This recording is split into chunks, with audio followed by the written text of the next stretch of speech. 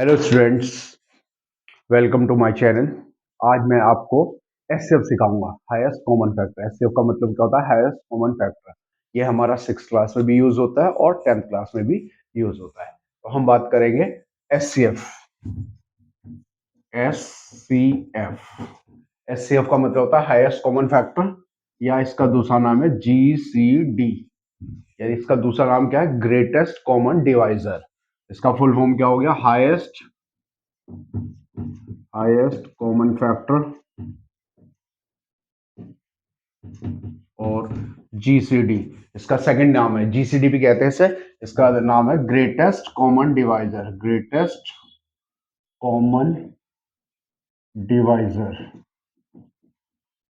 ठीक है। तो एचसीएफ निकालने के हमारे पास दो मेथड है। First method is prime factorization method and second method is long division method.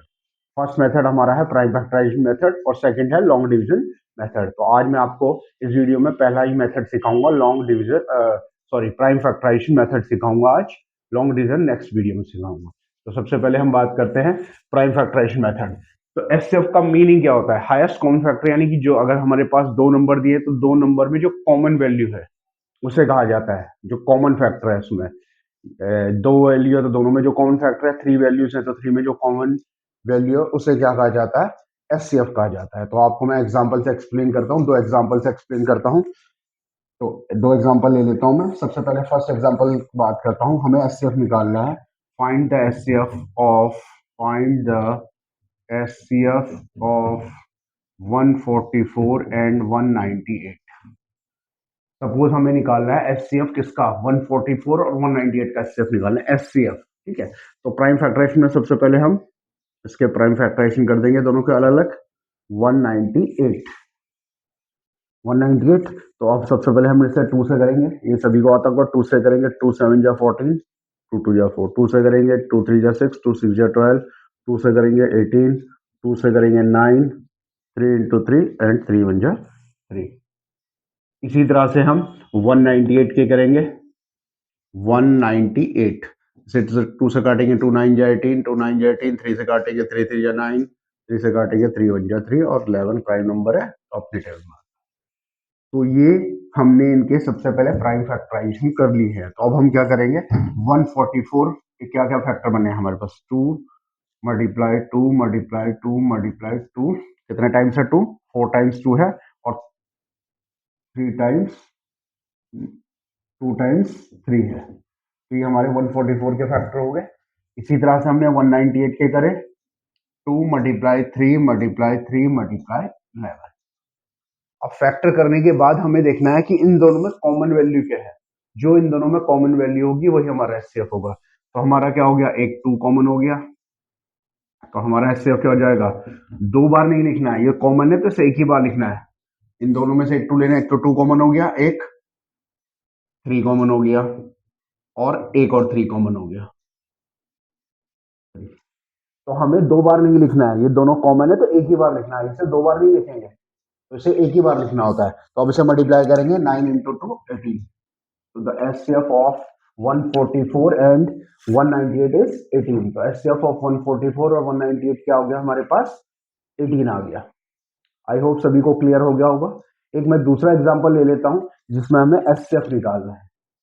तो एचसीएफ निकालने का हमारे पास दो मेथड है। First is prime factorization method and second is long division method. तो अभी मैंने आपको बताया प्राइम फैक्टराइजेशन मेथड, मैं आपको एक और एग्जांपल से एक्सप्लेन करता हूं। तो अब मैं दूसरा एग्जांपल लूंगा। ये सभी को क्लियर हो गया होगा। तो अब मैं सेकंड एग्जांपल लूंगा।